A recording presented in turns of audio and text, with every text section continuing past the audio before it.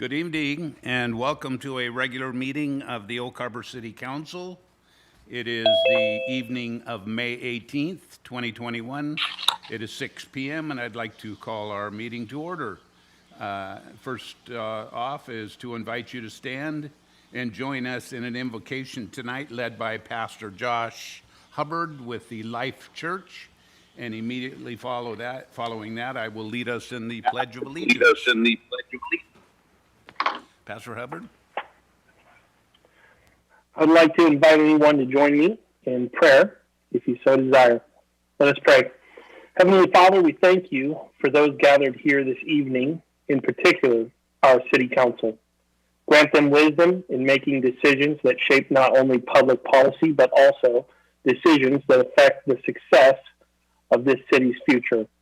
Give them discernment, endurance, and encouragement to pursue unity behind the common cause to build this wonderful city.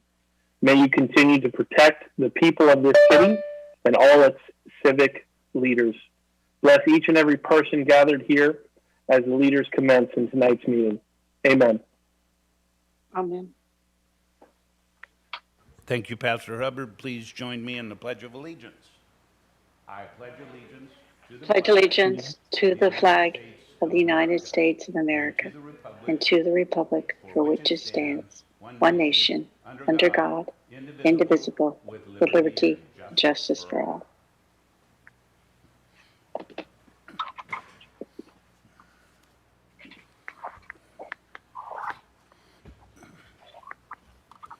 So due to COVID-19, there is no physical meeting location per Washington Proclamation 20-28, but I think we're getting closer. Tonight's meeting may be viewed live via YouTube and replayed on cable channel 10.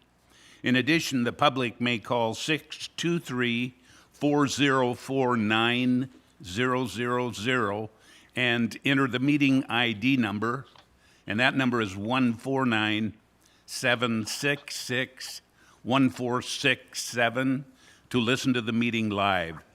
This is for audio only. Council members and city staff are participating via teleconference.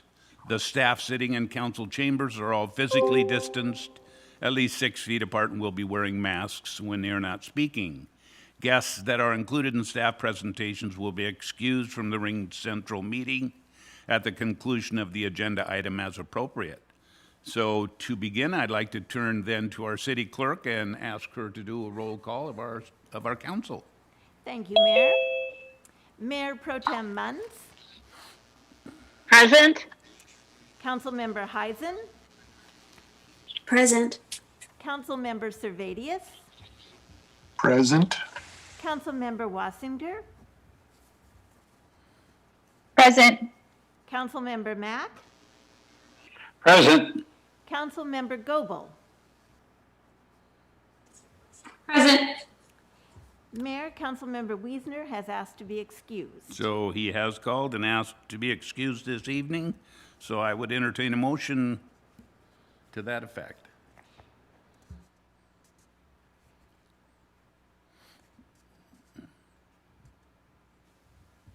Looks like Councilor Heisen. Thank you, Mayor. I move to excuse Councilmember Wiesner. I'll Second. second it. Okay, we got a motion second to excuse Council Member Wiesner. All in favor signify by raising your hand, please.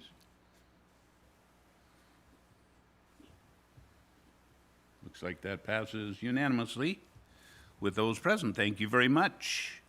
We will then move to the agenda. Ask for your approval of the agenda as presented, or changes if you would prefer. Looks like there's no changes being requested. So we will then immediately go to section 2. And tonight, under our presentations, honors, recognitions, and community presentations, we have a proclamation. Public Works Week. The week of May 17th is designated as National Public Works Week by the American Public Works Association. The city of Oak Harbor is unique in that we manage our own water, our own sewer, treatment, and our garbage utilities, and are truly a full-service city. I've invited our operations manager, Steve Beebe, to read a proclamation. Steve? Thank you, Mayor. On behalf of Mayor Severns, I am reading the following proclamation. Whereas public works professionals focus on infrastructure, facilities, and services that are of vital importance to sustainable and resilient communities and to the public health, high quality of life and well-being of the people of Oak Harbor, Washington. Whereas these infrastructures, facilities, and services could not be provided without the dedicated efforts of public works professionals who are engineers, managers, employees of all levels of government and the private sector who are responsible for rebuilding, improving, and protecting our nation's transportation, water supply, water treatment and solid waste systems, public buildings, and other structures and facilities essential for our citizens.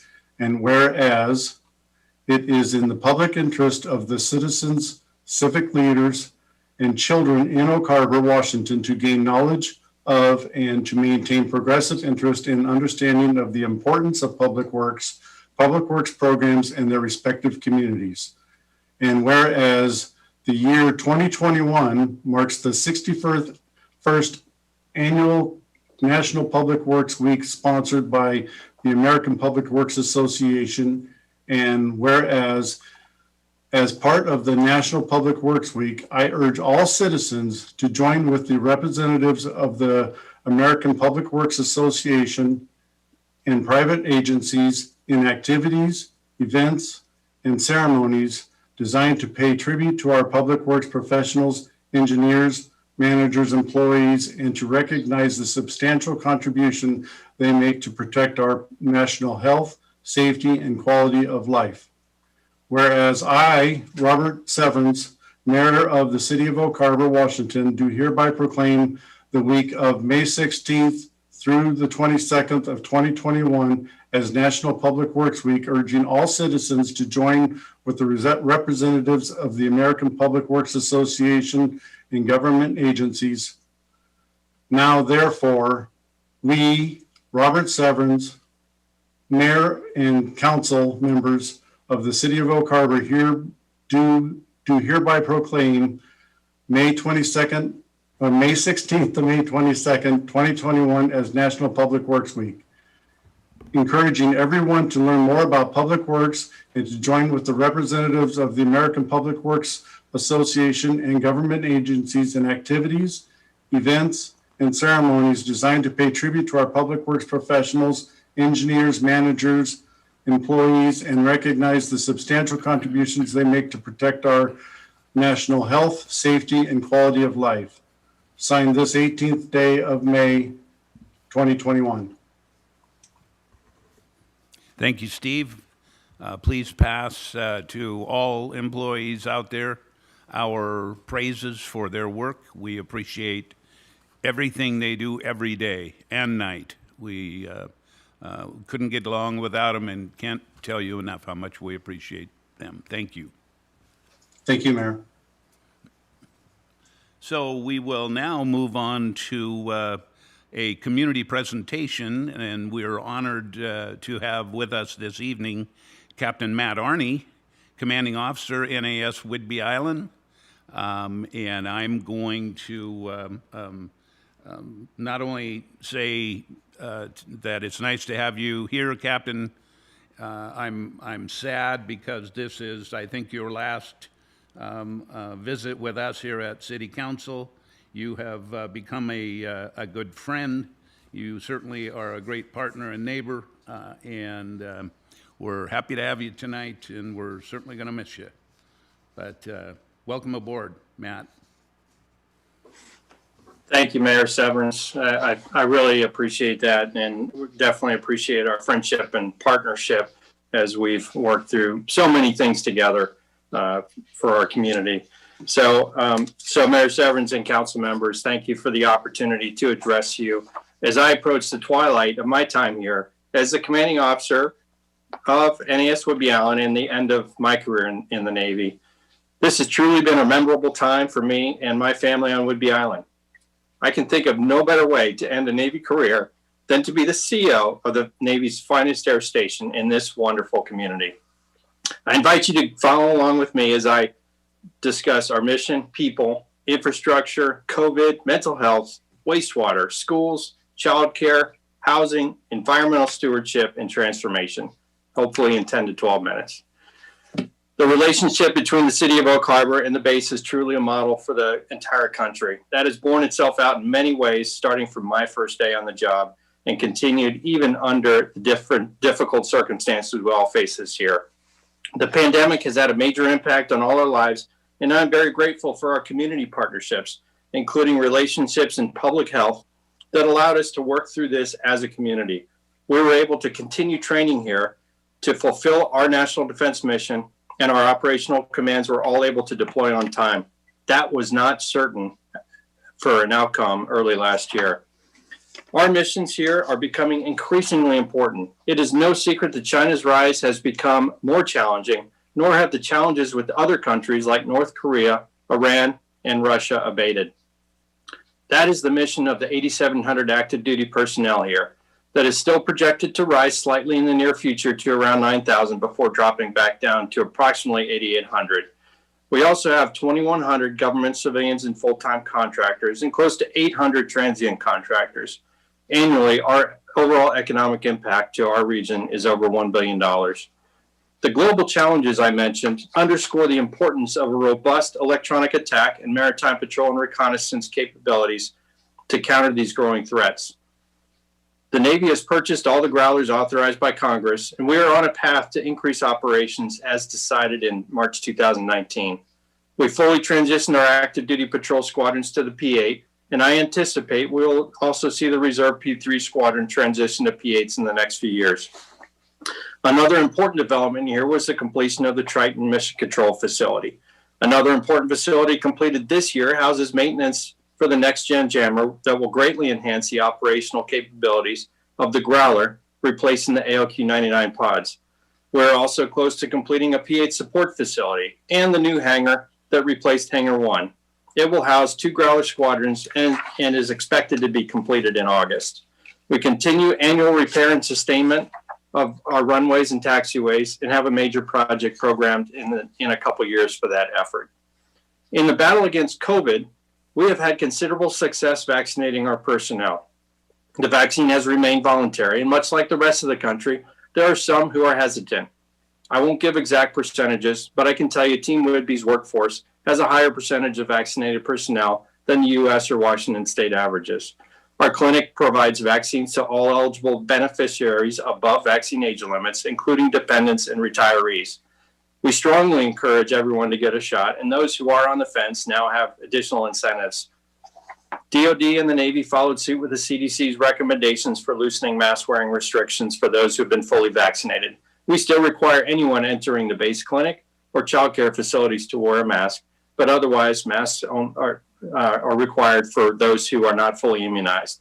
Moving forward is important, especially with our collective effort to mitigate this threat throughout the last year, while acknowledging the growing concerns of mental health issues exacerbated by the pandemic. Our clinic continues to provide full spectrum of outpatient services for our active duty beneficiaries, including evaluation and treatment of reactions to stress and trauma, such as PTSD, depressive and anxiety disorders, substance use disorders, as well as challenges associated with everyday life in the Navy. The Behavioral Health Department also provides acute walk-in services for sailors struggling with immediate crises. Behavioral health also facilitates several more intensive off-site services, such as residential drug and alcohol detoxification and treatment. The other 2 legs of our mental health triad are the great staff at the Fleet and Family Support Center, Counseling and Family Advocacy, and our chapel staff, who make themselves available 24/7 for sailors and dependents.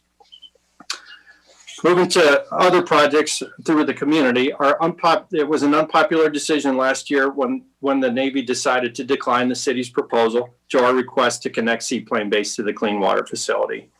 We would have genuinely liked to have done that, but the decision to decline had to take into account our responsibilities.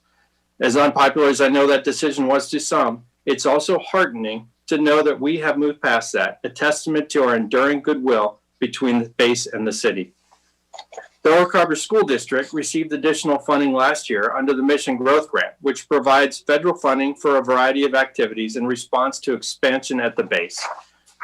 This included over $900,000 in grant funds from the Office of Local Defense Community Cooperation to support facility planning throughout the district. A planning study is also underway to provide holistic facility improvements for a number of schools in the district, as well as a vehicle maintenance facility. This planning effort includes a replacement design on site for Crescent Harbor Elementary and the relocation of Hand in Hand Home Connect School to Regatta Drive. Both of these facilities sit on federal property at Whidbey Island. The grant funds will cover about 80% of the funding for both projects, but the district will have to provide the other 20%. The school district also received about $5.5 million in its annual impact aid disbursement this year for school maintenance, operations, and special education. We're also ready to reinstitute our partnership and education program with the schools in the fall and look forward to getting our volunteers back into classrooms. Another area where we successfully partnered with the school district was through the establishment of a communications link between our Emergency Operations Center on the base and the Public Schools Communication Director. This can be activated during an emergency and will enhance emergency communications between us and the district. We're also planning our annual open house for Saturday, September 18th, and are working with the school districts to add events on that Friday that focus on STEM and other programs that we can facilitate on the installation. One area that is a concern nationally and certainly in our community is availability of affordable childcare. For us, the best way to deal with the shortage through our programs is through the child development homes to supplement the base's childcare facilities. Our Child and Youth Program Director is aggressively working to increase the number of CDH providers. This is the quickest way to increase available care options for our families. We're currently programmed up to 17 homes and have requested funding for an additional 13.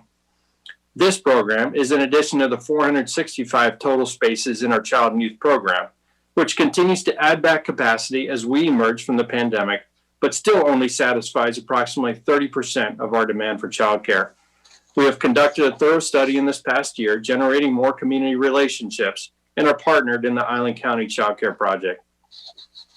Workforce housing also remains a concern. We currently have 1,495 units on base, and while Whidbey apartments are planned to be replaced with construction on Seaplane Base within the next couple of years, there are no plans to numerically expand housing units. Currently, housing allowance rates, or BAH, the basic allowance for housing, are inadequate. BAH is intended to cover about 95% of the service member's rent and utilities costs. Landlords often think that housing just covers the rent. Compounding the problem, BAH rates have generally increased, but certainly have not kept pace, and now rents have increased 4.2 to 11.5% over the last year. Environmental concerns are always an important topic here, and I'm sure most of you have heard about some of the projects the Navy has undertaken the past few years. What often gets lost in the conversation is the fact that the Navy is at the forefront of environmental stewardship.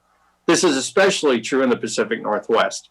There is no better partner or leader in stewardship and cleanup from all those things that our society did in previous decades.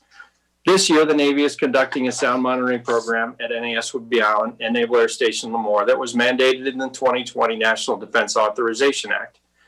Aircraft operations raised concerns across the county, and this effort will compare the results with the National Noise Modeling Program used by the FAA and DoD.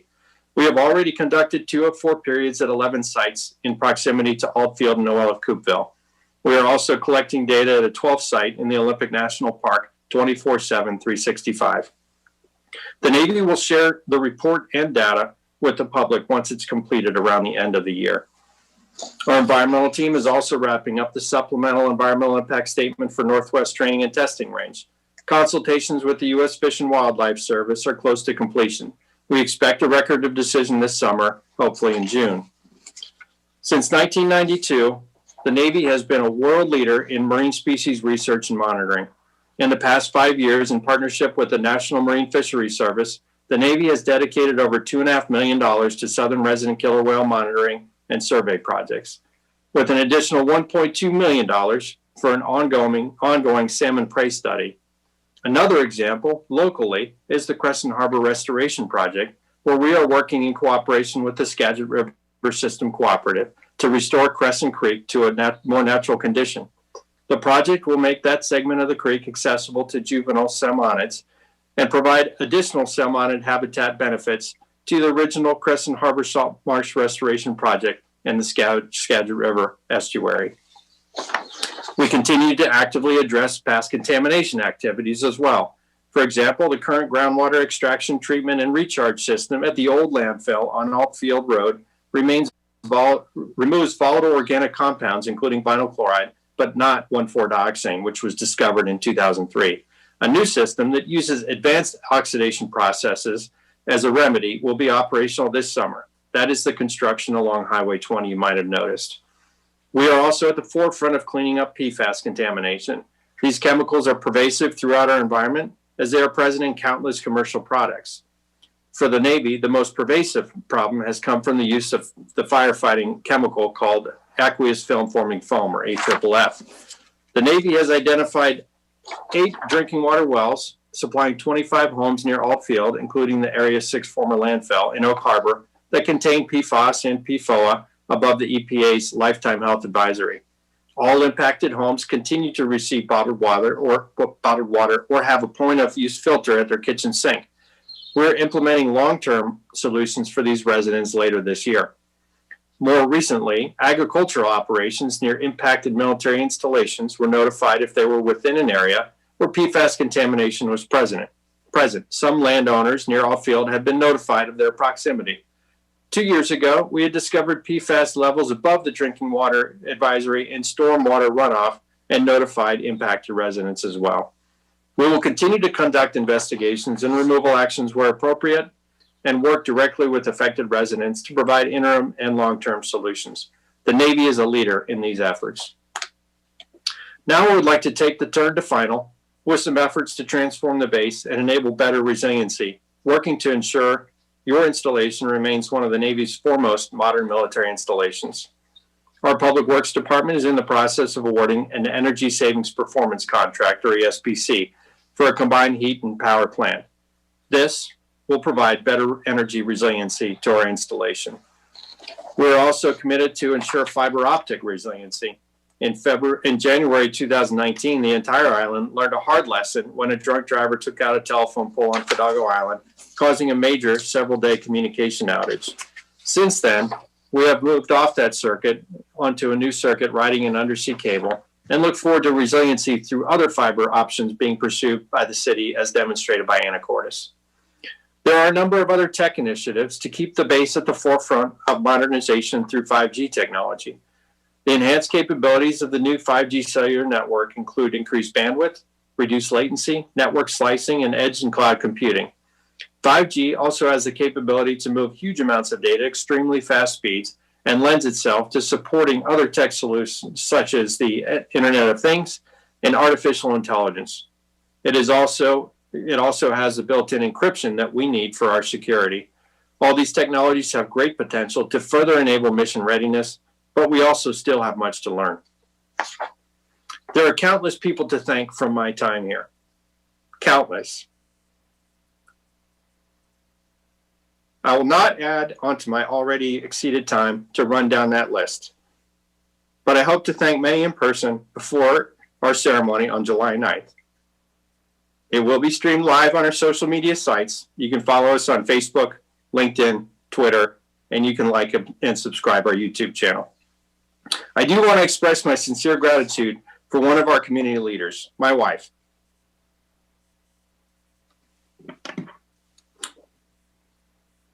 She has taken on the burdens of volunteering for boards such as Island Thrift, Navy Marine Corps Relief Society, and the Whidbey Health Foundation, while also arranging incredible events to empower, inspire, and appreciate our military spouses.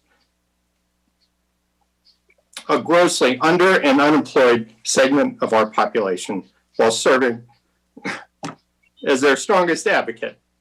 In conclusion, I want to express my appreciation for the many people who make up Team Whidbey and do all the things that I discussed and many more. I want to emphasize my great appreciation for our partnership with the City of Oak Harbor. That is a longstanding partnership with a foundation of great relationships amongst good people, whether it's people working together for public health, law enforcement, fire and emergency services, public works, project management, or community leaders. We all improve our community each day through these relationships and efforts. Thank you for affording me your time. Thank you, Captain Matt. Our best to you and the boys and Samar. You don't need good luck. You will have everything you need on that move down south. You're not going far. We'll see you again. Thank you. Can't thank you enough for everything you've done. Really appreciate it. Thank you.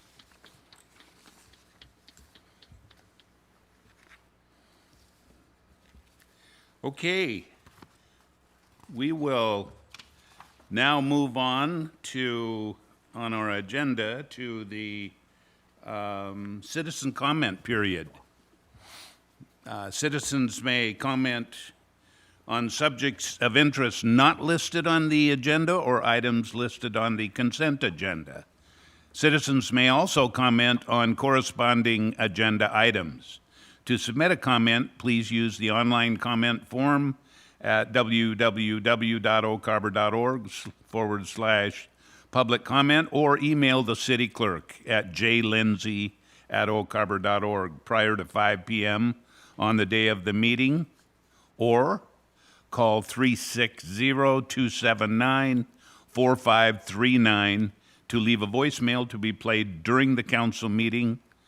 Call to leave a voicemail after 5 p.m. on the Friday preceding the meeting and prior to 5 p.m. on the day of the meeting. When leaving a voicemail for public comment, please state your name, your first and last name clearly, and limit comments to 3 minutes. We received 3 public comments since our last council meeting. These comments were forwarded to council.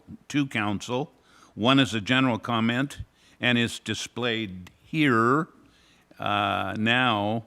And then the other 2 comments were in regard to the angel sculpture and will be displayed prior to the update on the sculpture later in the meeting. So I'll give you a few moments to read through this.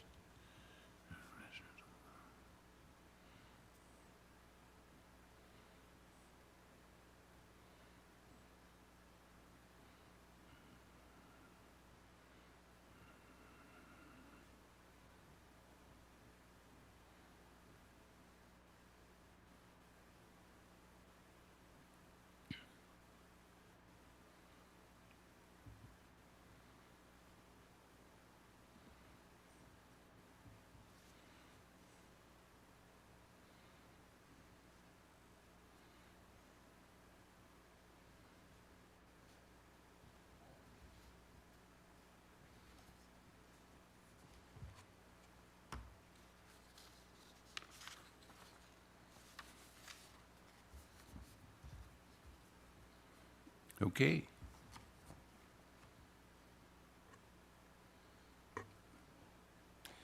We will move then, just verify with our clerk that we have no other That's correct, no other Mayor. public comment at this time. We'll move on then to the consent agenda. As staff has presented the listed consent agenda items, all of which were included in your packet. We do have one appointment for our boards and commissions this evening. I'm pleased to appoint Bryan Stucky to the Planning Commission. We appreciate his willingness to serve. Thank you, Bryan. So are there any, okay, I see a couple of hands. It looks like Councilor Servadius. Thank you, Mayor. Would like to pull item 4D. Okay. Item 4D, we will pull. Any other? Okay, then the other items, A, B, C, and E through K, will be approved as presented. So we'll take it back to Councilor Servadius. Thank you, Mayor. I guess this is as appropriate a place to talk about this topic. I was going to bring it up during my council member comments, but received a memo from you on Friday talking about making the change for Phase 1, the primary entrance for Phase 1 to become Elwha Street instead of Gun Club Street. And I was a little taken aback by that. I'd had a slight heads up. It was mentioned at the Parks Board meeting on Tuesday. But I guess my concern is, and I want to talk about item 4D a little bit more and let my peers have a chance to weigh in here before I approve this contract for David Evans and Associates, because I'm not exactly sure what we're going to approve here or why we're approving it. Just rewinding to my concerns, we've gone before the Parks Board multiple times. We came before the council twice to discuss the different phases for Harbor Heights and the entrance. The council drafted a resolution and unanimously approved Gun Club Road. And then we got in a memo, I realized there was a traffic study that came out. Nowhere in the resolution does it reference that might change things. And so I just want to be very transparent with the public. And so I would like to see if my peers have any comments on this. I know that hopefully they've read the memo before we move forward with item 4D. And then I intend during my council member comments to actually make a motion to have the primary entrance for Phase 1 to be discussed at our May workshop.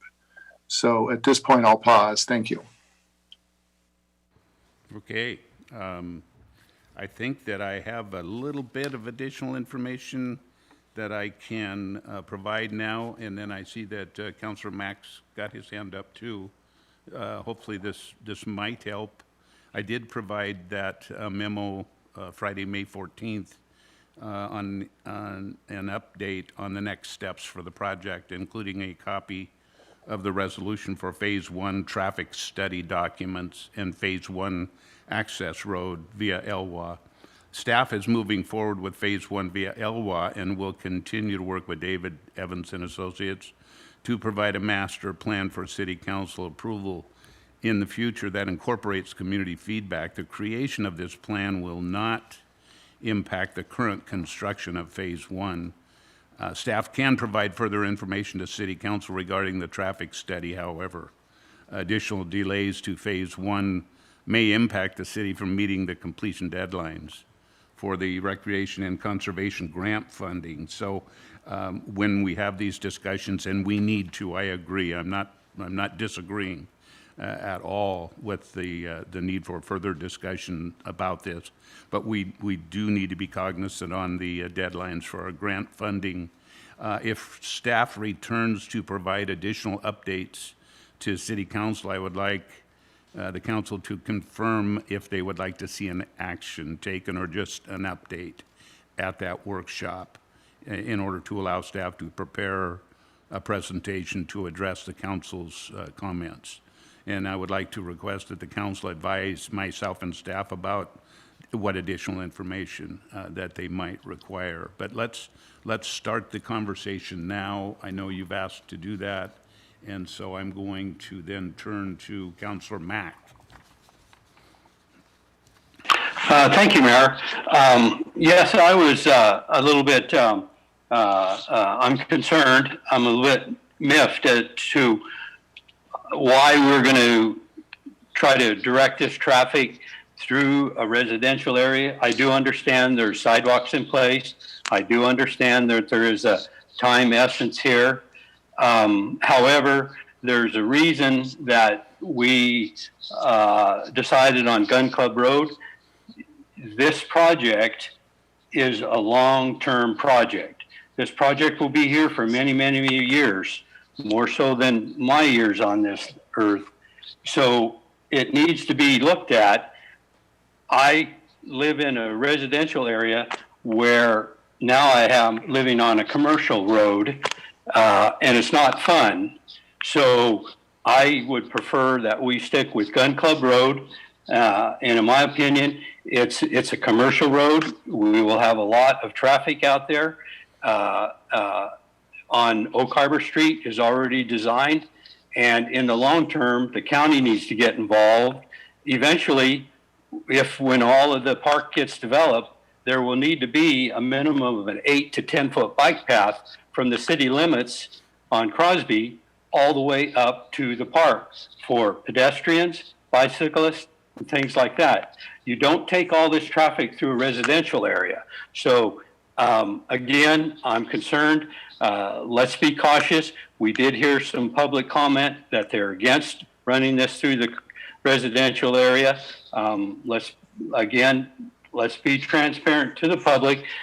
This is a great parks project, but we need to be careful, and we need to try to get it right the first time. Thank you, Mayor. Thank you, Councillor Mack. Mayor Pro Tem.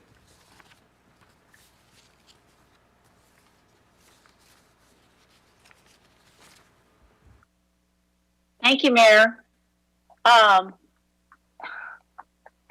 I'm concerned with if we need to get utilities to the new park, you can connect them there with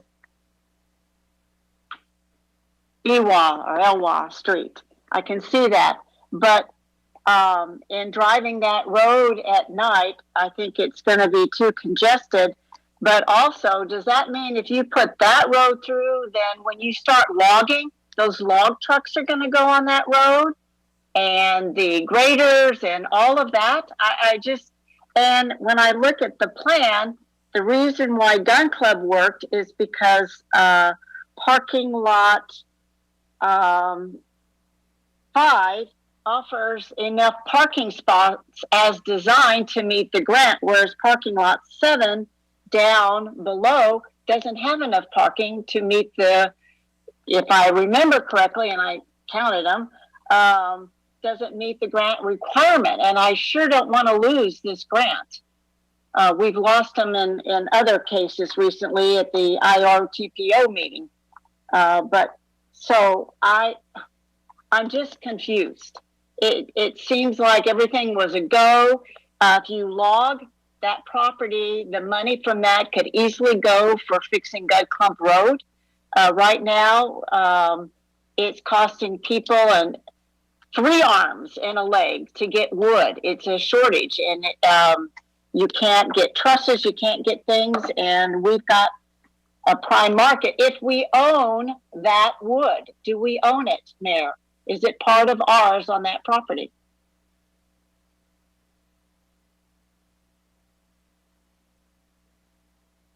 Would you repeat that? I said, do we own that timber that is on that land that could be harvested and that money put into the project to improve Gun Club Road? Yes, we own the timber on the land, but we don't own the enough road right-of-way on Gun Club at this point. We don't own road right-of-way to the park property. So that'll take acquisition or condemnation. Now, I'm going to let our city engineer speak a little bit more to this in just a minute, and hopefully that will help. Just to at least get all the information out that we know about. Councillor Watsinger? Thank you, Mayor. Yeah, I agree. I think this change needs a workshop explanation, and I'm not opposed to taking action then, but I think when our plans that we've approved have changed, it warrants a discussion and an explanation. I don't know how this, though, plays into the actual consent item that we're on. If someone could just, on staff, explain that, the contract amendment with Evans and Associates for the master plan for phase 1. I just want to know how, if we need to hold off on this consent agenda item that we're on with that discussion, or if that's possible, maybe how that all plays in. But yes, discussion, I agree with. If that needs to be put as an action item on a workshop, I'm good with that too.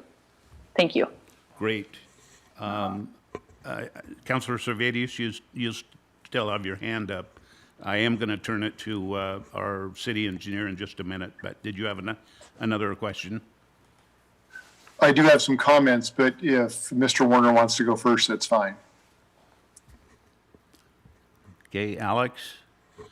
Can you hear me? Sure. Okay. Yeah, thank you, Mayor and council members. I have a short presentation I can run through here for the consent agenda item that we're discussing. So this is a contract amendment number 1 for the David Evans and Associates Master Plan for Phase 1 for Harbor Heights property. And the work they performed for us, it's gotten us to this point. We have a preferred conceptual plan, and as part of that, we had presented 2 options for Phase 1. This request is to authorize an optional task we had in the contract, and that's a cost estimate for the full build out of Harbor Heights Master Plan at the cost of $2,500. And that will be used to seek additional funding for the project. Also, to add a task to the master plan phase, that is a traffic analysis comparing the access options of Gun Club versus Northwest Elwha Street at the cost of $4,000. So the total added cost we're asking for is $6,500 at this time. The recommended action is here on this slide. So I can answer any questions council or the mayor may have.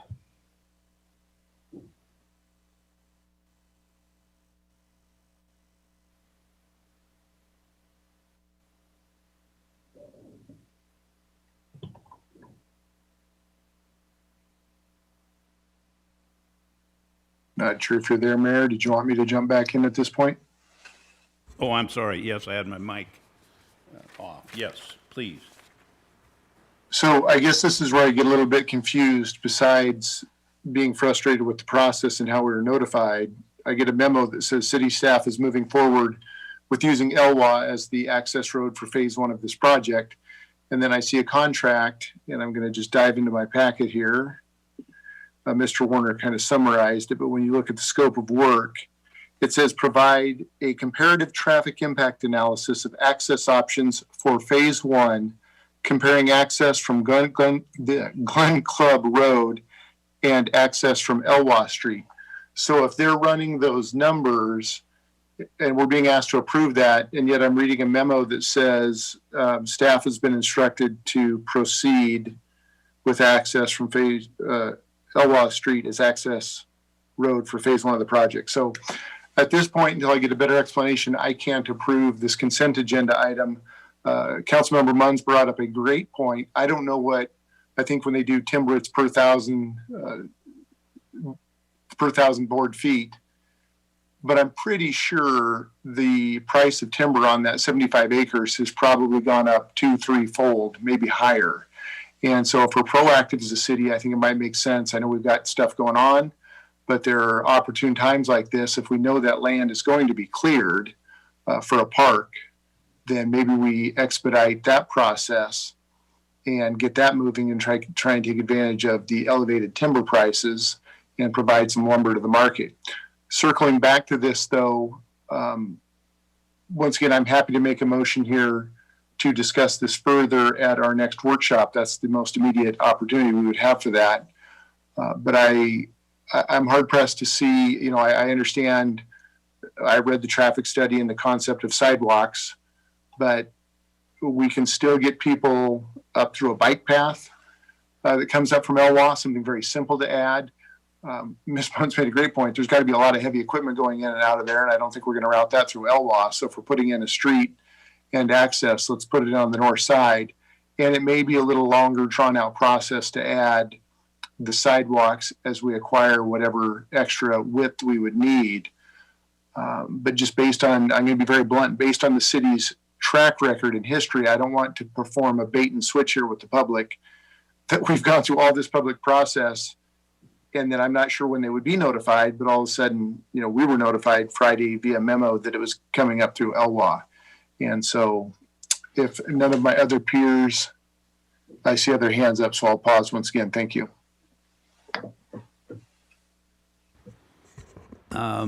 Councillor Mack. Thank you, Mayor. Excuse me. This question, Mr. Warner. Last time we're on, don't recall if it was a council meeting or if it was a workshop, but I approached you, sir, on did we have an estimated cost of what it would take to expand Gun Club Road from Oak Harbor Street up to the park. And at that point, it was the county road. You didn't have any numbers. Do you have any estimates at this time? I do have an estimate at this time, Councilmember.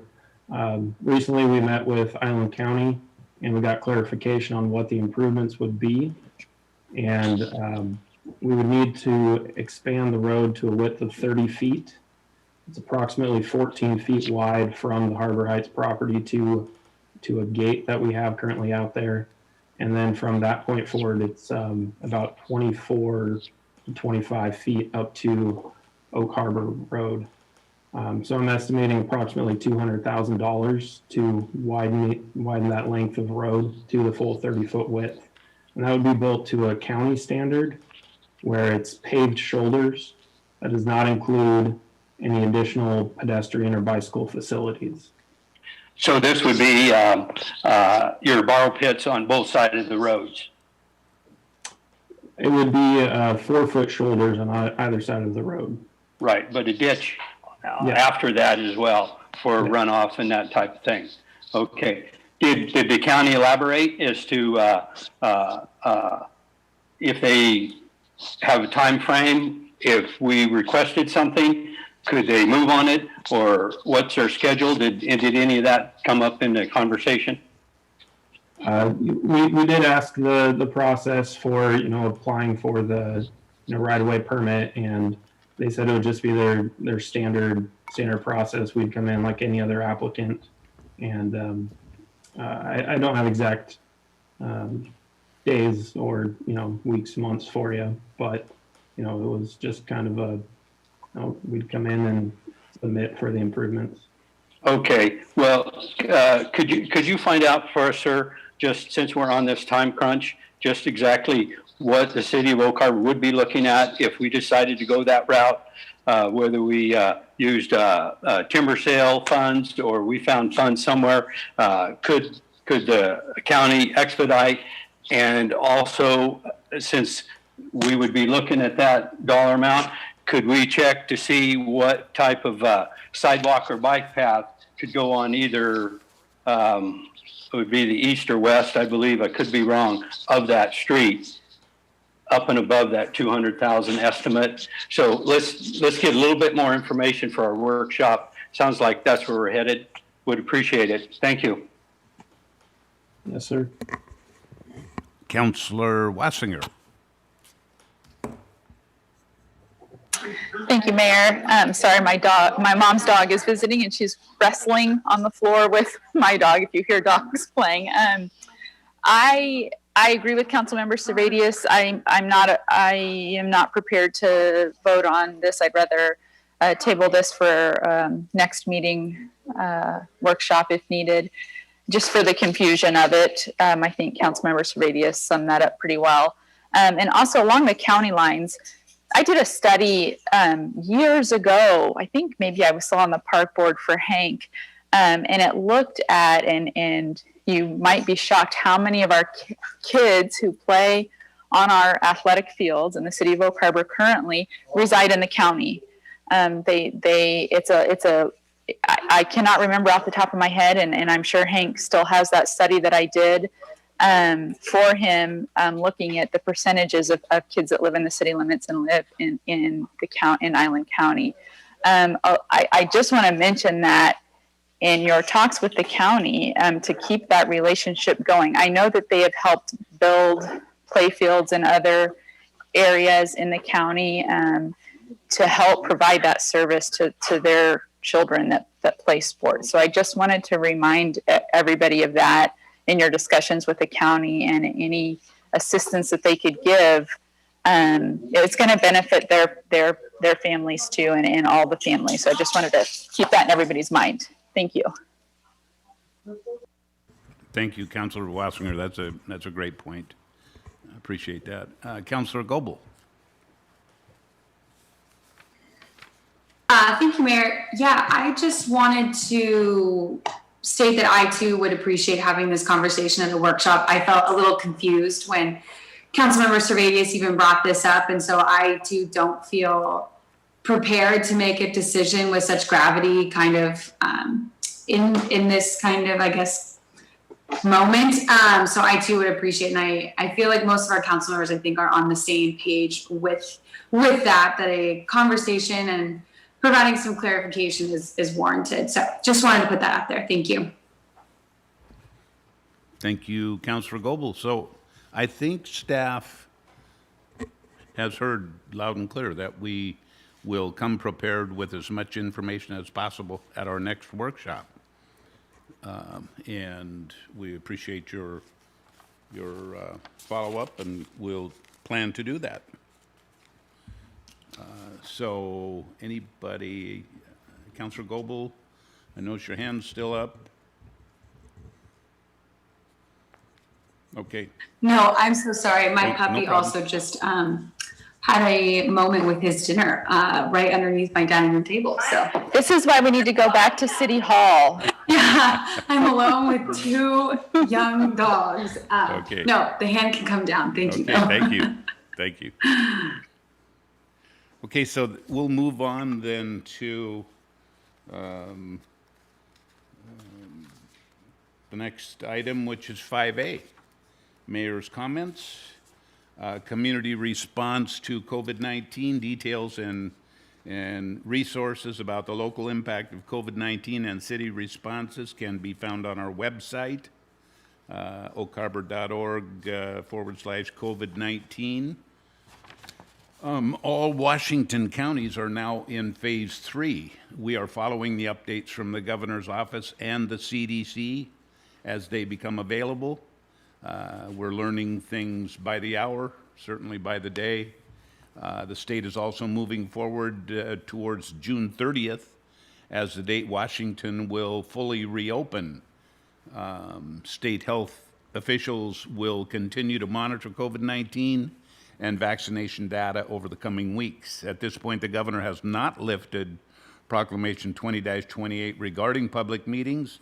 We will continue to consult with our legal counsel regarding resuming in-person meetings, including any requirements for continual virtual meeting aspects. Puget Sound Energy Clean Electricity Benefits Survey.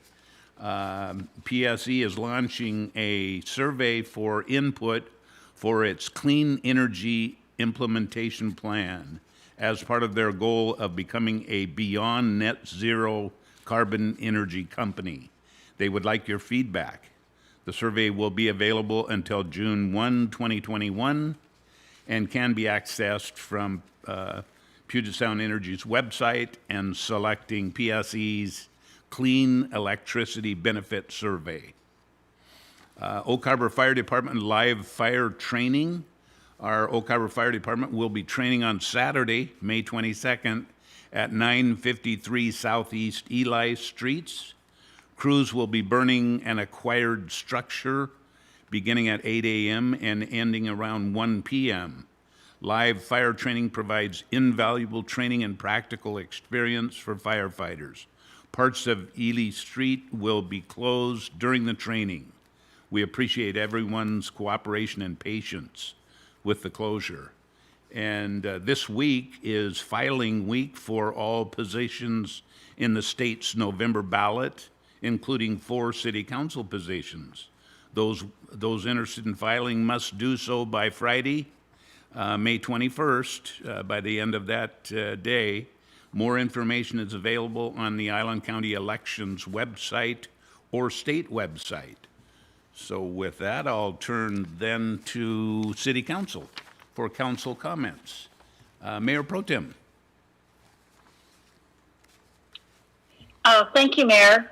AWC sent out a survey of which council and what meetings and stuff had already gone back to in person. So besides just waiting for the governor's office, you could check with AWC or someone could to find out about their survey, and they had steps. They said some councils were already meeting back. And this was like about 2 weeks ago, I believe, or maybe even 3 was their survey. So I'm sure they and MRSC may give you more factual information quicker than the governor's office. The other thing is I was at the last IRTPO meeting and found out that we lost the money for Avenue 7th improvement because the design wasn't finished. But I thought back, two council meetings or even 3, we had approved money to hire an outside company because we didn't have the staff, or our staff did not have the expertise to do the design and all the planning for that. And I was just heart sunk that we lost that money because the design wasn't ready. And the answer was we didn't have enough staff. And I thought we had agreed to pay money to have that work done. We've worked on that off and on for years. I mean, well before this last round of 2017 trying to work on it. It was way before that. We got a design, but then we didn't have money to get the work done. So anyway, I was just, what do we need to do to get things done? Is just my concern. To get IRTPO to back us on a project that we badly needed, and we lost the money, and the answer was the design wasn't finished. That's all. Thank you. Councilor Servadius.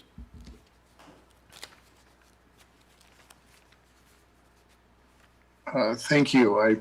Thank you, Councilmember Munns. I wasn't aware of that, but if that is the fact, I too would like an update. My comments are more of a public service announcement from a public safety perspective. I know as the CDC has come out with new guidelines regarding social distancing and masks if you're vaccinated. And as the weather turns nicer, people are going to be dying to get outside, especially to get on the water. And last week when it was very nice, I actually watched 2 people paddleboard across Oak Harbor, and there wasn't a wetsuit or a flotation device in sight. And I know it seems really nice and sunny down there, and probably if you're standing up on a paddleboard or in a kayak, it seems like that's fairly safe to do. But I can assure you, having grown up around here and been scuba diving and boating on these waters for a long time, that if you fall in and you don't have adequate, whether it's a wetsuit or a life jacket, it's pretty dangerous. And so I was perplexed to see those folks be so cavalier. So please get outdoors, enjoy the beautiful outdoors and everything that we have to offer. But if you're going to be on the water, take the flotation, the PFD stuff seriously. Thank you. Good advice. Thank you, Councilor Servadius. Any other? Okay, no other council comments. We will move on then to our first item on the under ordinances and resolutions, 7A, ordinance 1927, accepting Swantown land donation from the Voigne family, and we have our senior planner, Capt with us tonight. Welcome, Capt. Thank you, Mayor. Good evening, Mayor, members of the council. Here, Capt, Senior Planner. Have a short presentation on a land donation to the city of Oak Harbor. If you give me a moment, I'll share my screen. All right, I'm hoping you can see that. This is a land donation of a property that's on Swantown Road. The property is located right around the corner going outside the city limits are indicated over here. The UGA's limit is indicated here in pink, and the property is outside of the city's UGA. Characteristics about the land. The landowner is the Voigne family. It's about 2.79 acres. It's located in Island County. It's outside the urban growth area. It's designated as rural lands in their land use, and it's zoned for rural. The assessed value is about $80,000. So the property owner approached the city and expressed the interest in donating the land. The process is to enter into an agreement, and part of the process is for the city council to adopt this ordinance accepting the land donation. So the land donation agreement had a few clauses in there to capture the intent of the donor. The Voigne family would like this land to be used as for a public purpose, parks, open space, or recreation. They did want not to be used as a dog park, so the agreement has a clause to restrict that. They wanted to dedicate this park to the educators of the Oak Harbor School District and would like to name it Educator Park. The city, through the agreement, requires the gift to be in a quitclaim deed, and also had a 90 days to close the transaction June 14th, and called up the title company, and also provided days to inspect the property.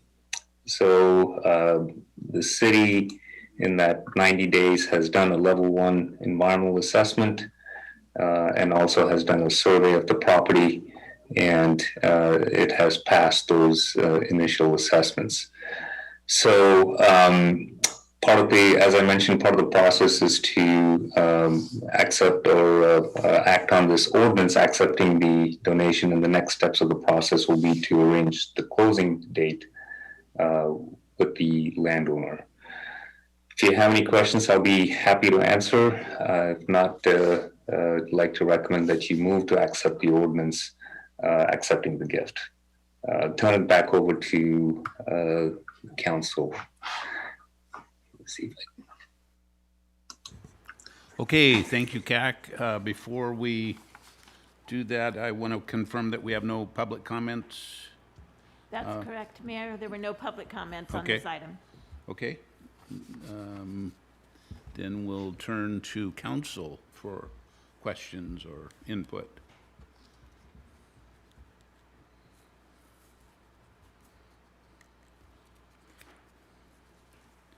And we have Councilor Servadius. Thank you, Mayor. I would just like to say thank you to the Voigne family. I will support this, and I think anytime a family or a trust has the ability to do something like this, it's incredibly benevolent. So thank you, and hopefully we all support it, and that will eventually become a park honoring our educators.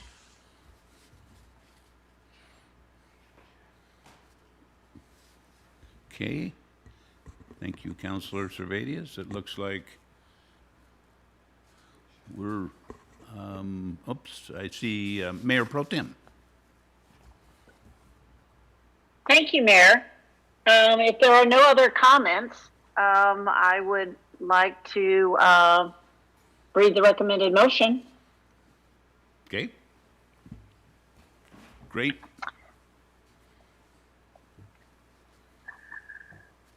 I move to accept ordinance number 1927, accepting the gift to real estate property from the Des Moines family. And also be sure we send them a thank you note, please.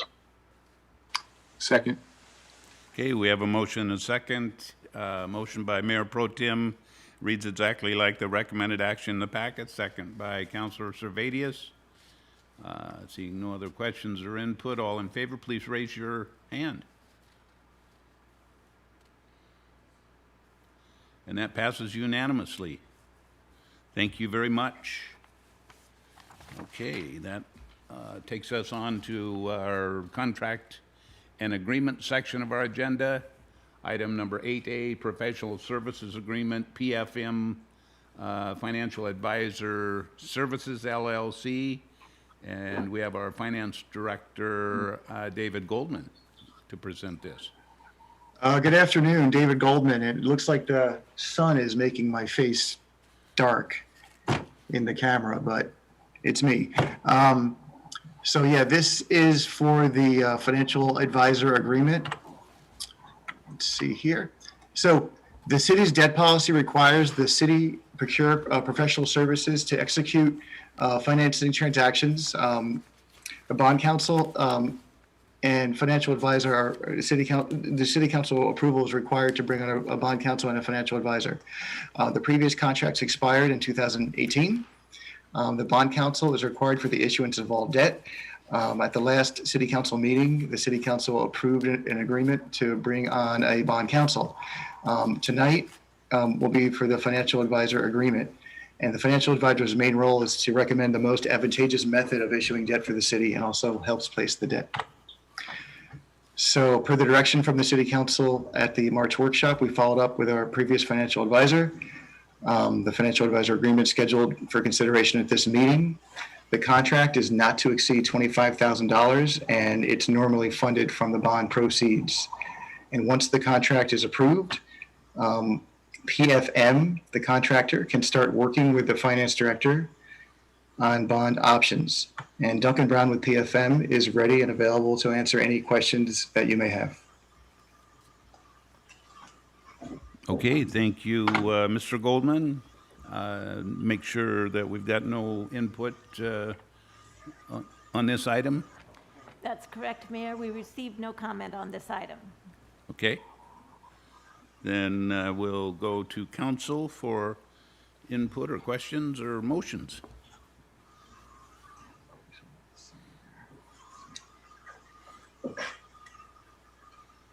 Councilor Servadius.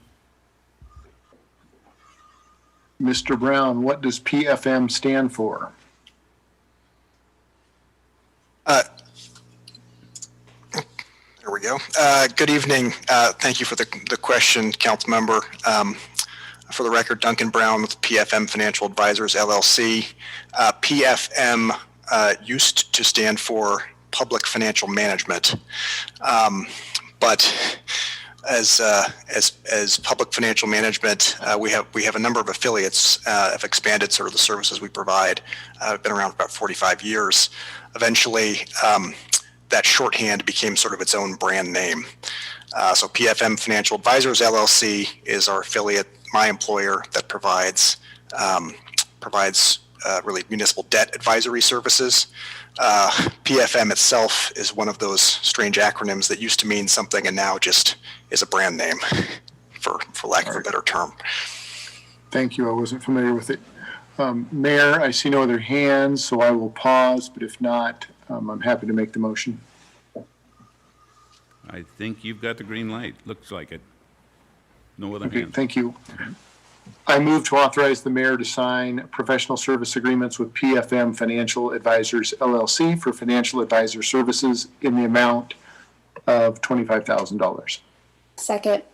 So we have a motion and a second. The motion reads exactly like the recommended action in the packet. That motion was made by Councilor Servadius, and the second was Councilor Heisen. Seeing no other questions or input, all in favor, please raise your hand.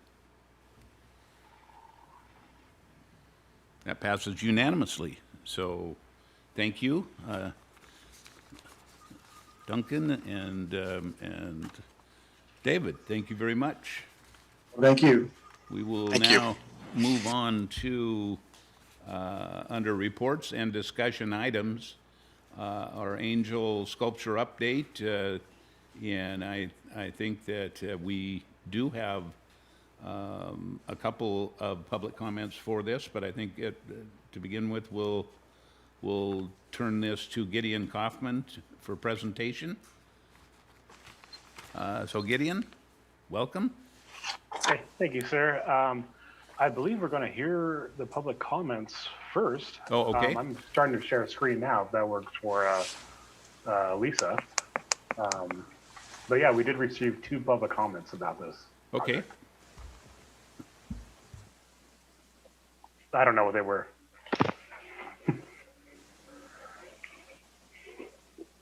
Lisa or Julie?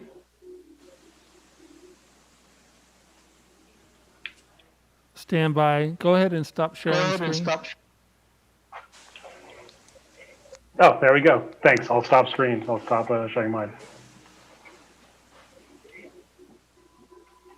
There we go.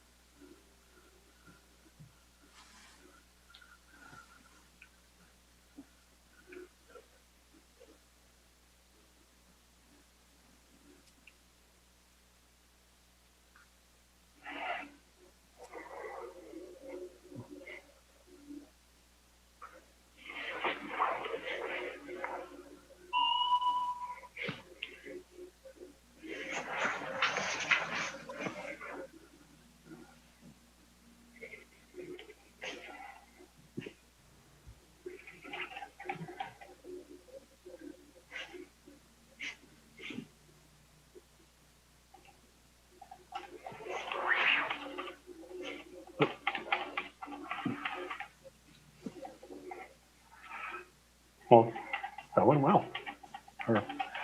Sorry, I'm trying to share a screen here, folks. There we go.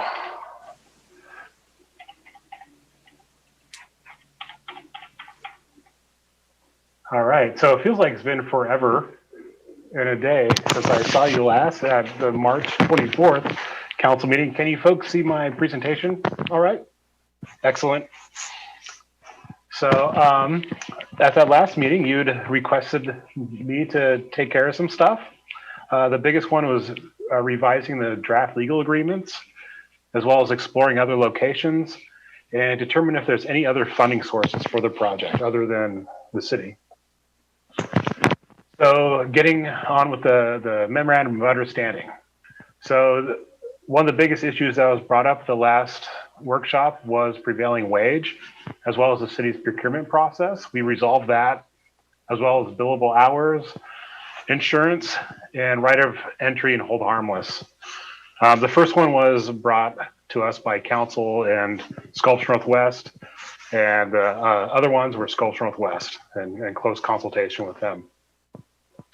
Regarding prevailing wage, Sandra Place really saved our bacon on that. She had found an RCW that allows cities to be exempt from prevailing wage on certain projects, and it's based on the cost of the project. You can only do this once a year as a city, but after working with Anna as well as Grant, we were able to come up with provisions that worked really well.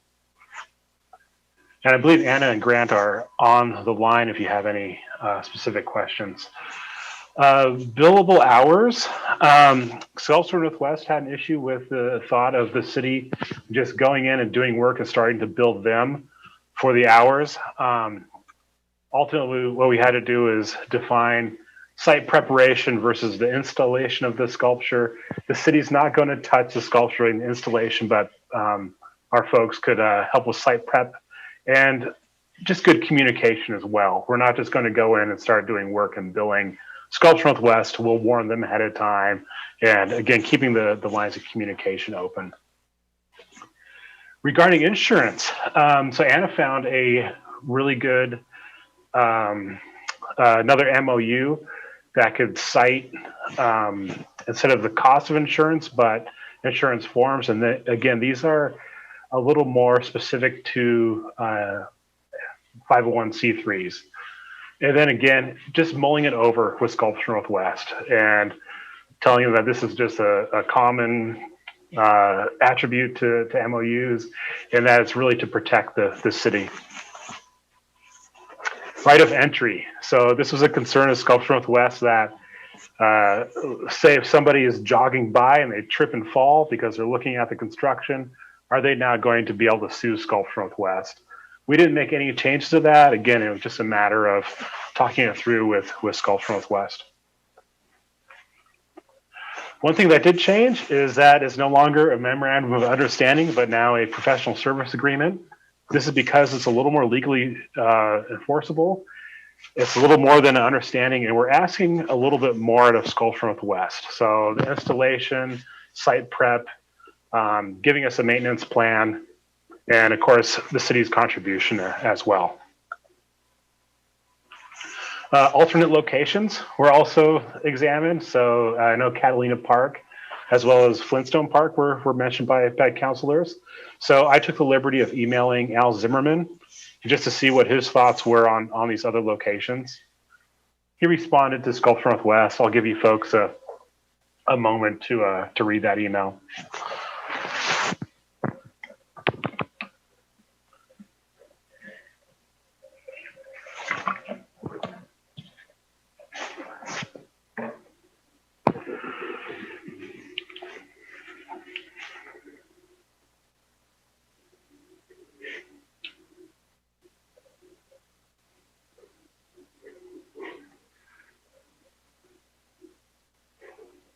All right.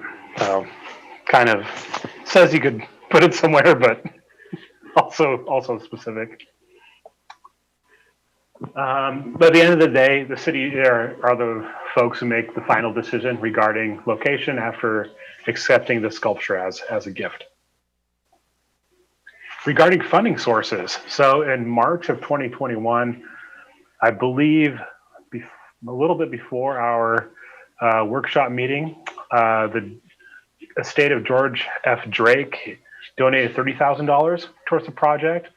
And then the estate donated an additional $25,000 in April. I'm unaware of any other funding sources as of yet. Sculpture Northwest has spent quite a bit of time on this, especially Richard Nash. He's been really championing the project. He's been working with Davido Consulting Group, a engineering firm, to do the initial inspection. Material testing consultants, or MTC, needs to inspect the metal as well, and that's going to require the sculpture to be sandblasted to inspect the welds. Regarding community input, we have gotten some public comments, as you've known. These are both via email from the clerk or online web form or a letter to the clerk. But you can see there that the residents and also non-residents, the people that are pro are outweighing the number that are con. One question I'd had for you folks is whether or not we should have our communications manager continue to seek input through doing a survey or something along those lines. So it'd be good to get your thoughts on that. For next steps, if the city accepts the sculpture, then the city and Sculpture Northwest sign the professional service agreement. Then an engineering assessment is in the works at the moment. If the city accepts it, the city and Al Zimmerman then sign a gifting agreement. We already have a resolution to accept or reject the sculpture. It's Resolution 2118. I really want to thank all of you for your time, and I appreciate the phone calls I've gotten from some council folks and the city staff, of course. I had to write down the departments because I started writing down individuals and it was getting to be too much. So Public Works, Development Services, Legal, and Administration have just been a tremendous amount of help and very patient with yours truly. Therese Kingsbury, who's president of Sculpture Northwest, as well as chairperson, the newly elected chairperson for the Oak Harbor Arts Commission. She has done a great job at making sure that this thing is moving well and kind of keeping my nose to the grindstone, as well as Richard Nash, who's on the board of trustees for Sculpture Northwest.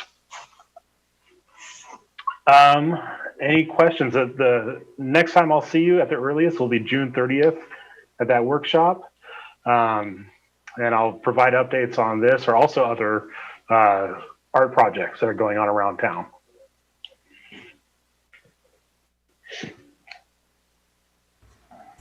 Okay. Yeah, any questions or discussion? So thank you, Gideon. We'll turn to council and Councilor Mack. Thank you, Mayor. Yes, question for Gideon. Gideon, you mentioned in your piece there that you would be open to sending out a survey to the community residents, the ratepayers, to see how they felt about the sculpture. That's something I could support, and I do believe, from what my constituents are saying, that I think this should be done. Thank you.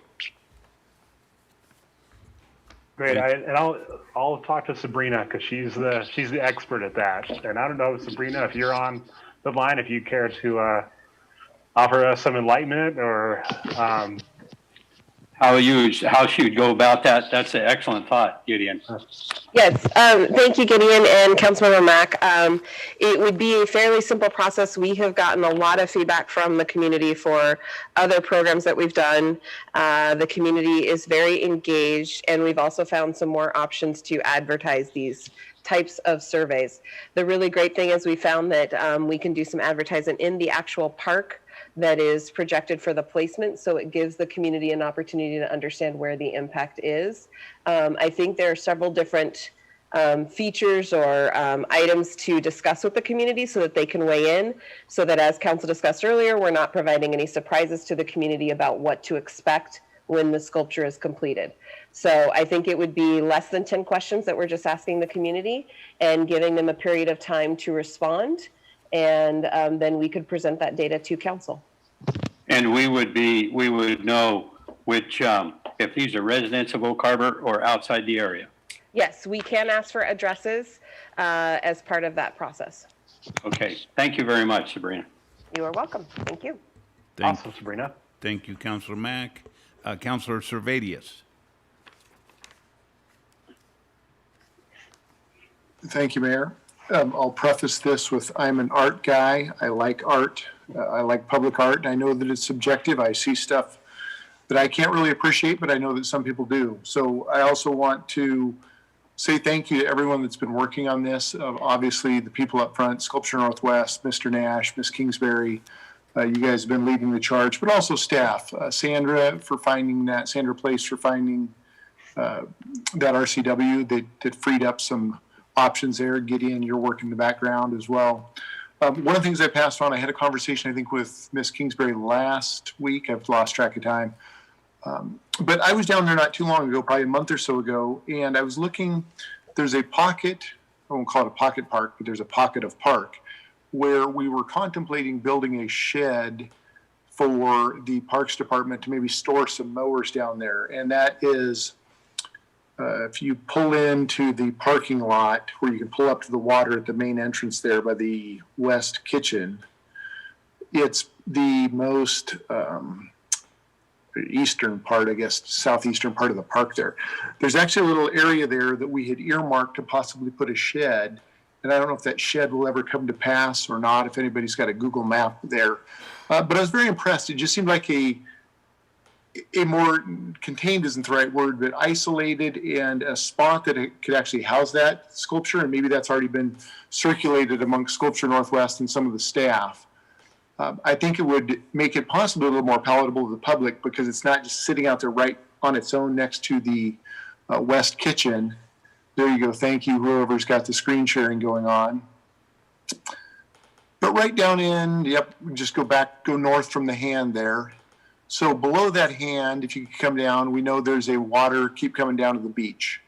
There's a park right there for water access. It's kind of, if we come all the way down to the beach. So there's actually a little park designated right there as part of the Cascadia Water Trail. And then if you just progress up to where that little L-shaped, right down there, there's water access for the Cascadia Water Trail for kayakers. But I was looking at that piece of land just right where that hand is. I think it could be tucked in there neatly. If anyone is to go down there and stand, I think it fits very well and might fit even better than on the other side. So that was just a thought. The other thing to point out that Gideon made mention of is, as the inspector welds are going to sandblast this. So paint is now not only a possibility, but paint colors are a reality to choose. And in talking to Therese, it's likely it would be a little more neutral and probably something that would be a little more favorable to the elements, the birds, the weather. And so that will be something that I think the public needs to know as we consider accepting this, that while it was originally, it is a very bright red in its current state, that may not be the final color of the sculpture, although I like bright colors. So that's all I had on that. I wanted to say thank you once again for staff and everyone involved, but I continue to support this and try and find an appropriate place for it. Thank you. Okay, thank you, Councilor Servadius. Any other input or questions or? Okay. Well, thank you again, Gideon, and everybody that's working on this. We appreciate it. We'll move on to 10B on our agenda, which is Concessionaire's Agreement, Whidbey Farmers Market operating in Windjammer Park. And for that, we have our Assistant City Attorney, Anna Thompson. Anna, welcome. Thank you so much. So we have a request from the Whidbey Farmers Market to operate in Windjammer Park this year. I think the last few years, we didn't actually have a farmer's market. So this is very exciting. We got really excited seeing this application come through. So they're proposing to begin June 6th and then continue through the summer to September, the end of September 26th. Sundays from 11 to 3. Here, I'm seeing that Lisa's got the image up here for us. She's highlighted the area of the park that we'd like to use, part of that parking lot, and then that back portion of the park is where they are intending to locate. And so we, as staff, discussed what would be appropriate for this type of situation, type of event, and we believe that concessionaire agreement makes the most sense, since it's something that's would be regulated on park property under our code, Chapter 612. One of the sections there talks about use of park property would require a concessionaire agreement. And so with that, the would-be farmers market would be getting a business license, and then all of the vendors that are under the agreement providing separate vending services, such as their produce and such, they would also get individual business licenses. And then if there are mobile food vendors, they would just get their own business license and endorsement separately as well. Again, briefly touched on this, previously, when we did have the farmers market, they met off of 20 at the school property. It used to be, or it was adjacent to Chamber of Commerce. You probably see that passing by. So business licenses were still a requirement. So they probably did get a business license. This situation is different because the farmers market would be operating on city property. So there's a distinction there. We also have to be mindful of the state constitution's mandate that we are sure that we don't give away any public funds. And so gifting of public funds. And so that's another reason why we have a concessionaire agreement that requires basically like a park rental fee for their use on those Sundays. And so we also are going to be providing city services.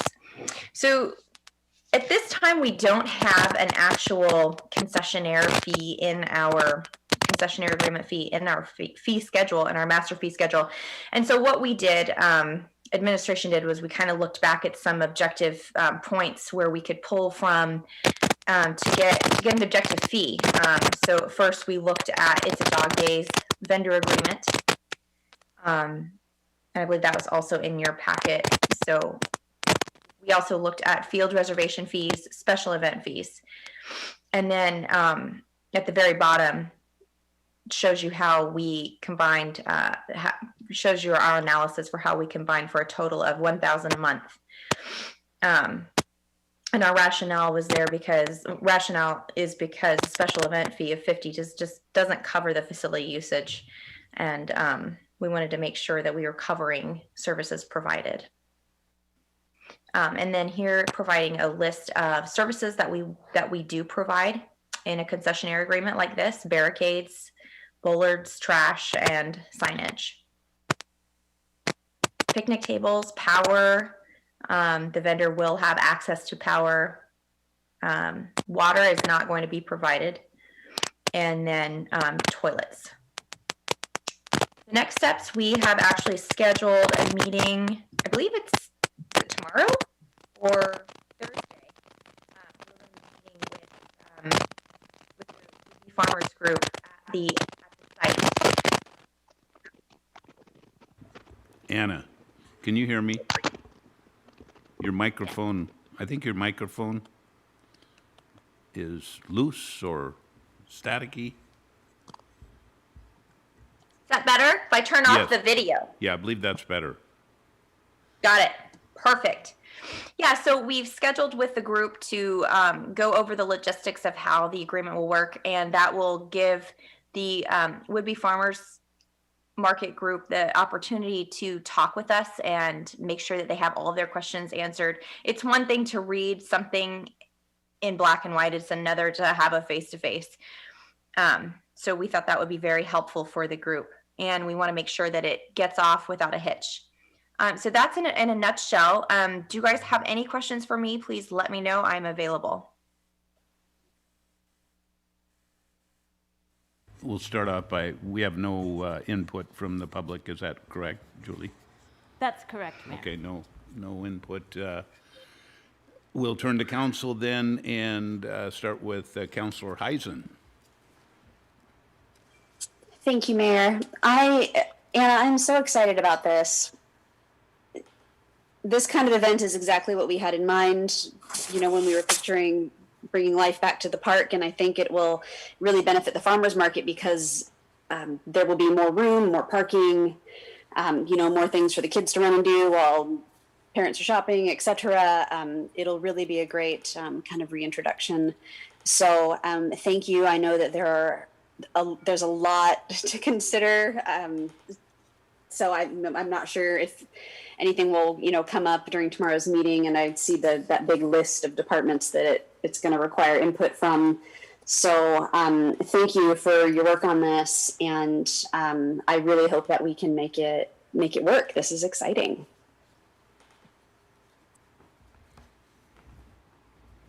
Any other council input or questions?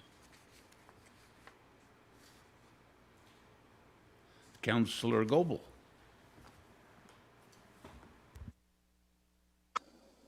Thank you, Mayor. Yeah, I just wanted to say, very similar to Councilor Heisen, I frequent the park. I live right down the street, and I've always envisioned that space being used with that intent. Living in Seattle for 6 years, it really, you can see the power of a community when they can gather and there's a local farmers market. So I'm just so excited that we can showcase our city park too, concurrently, because I just think it's a great idea, and I hope the city can do whatever they can to make this possible and to support those vendors and make this a possibility. So thank you, and I really look forward to learning more about this at our next meeting.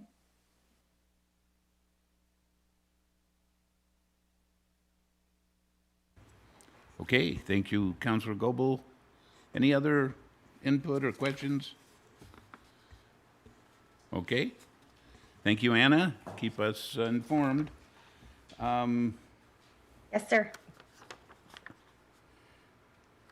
Okay, at this point,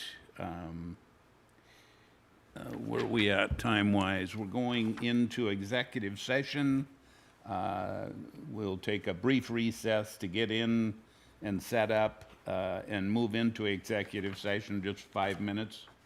And then we'll start that session for the purpose of discussing litigation or potential litigation with legal counsel per RCW 42.30.110, Section 1.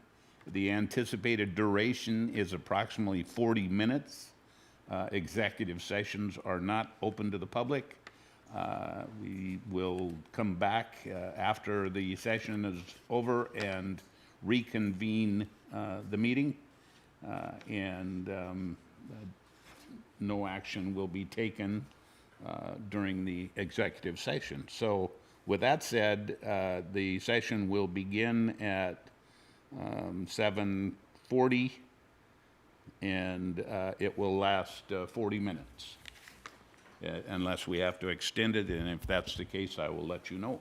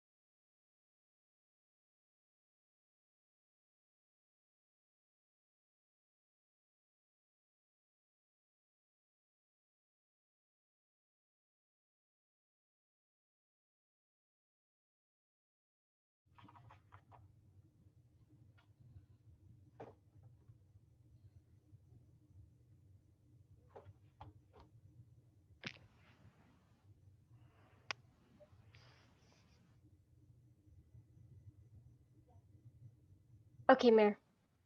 Okay, just an announcement. City Council, May 18th evening meeting. We have been in executive session. That anticipated duration needs to be extended. So we will remain in executive session for another 20 minutes. I'll go back into executive session with the council now.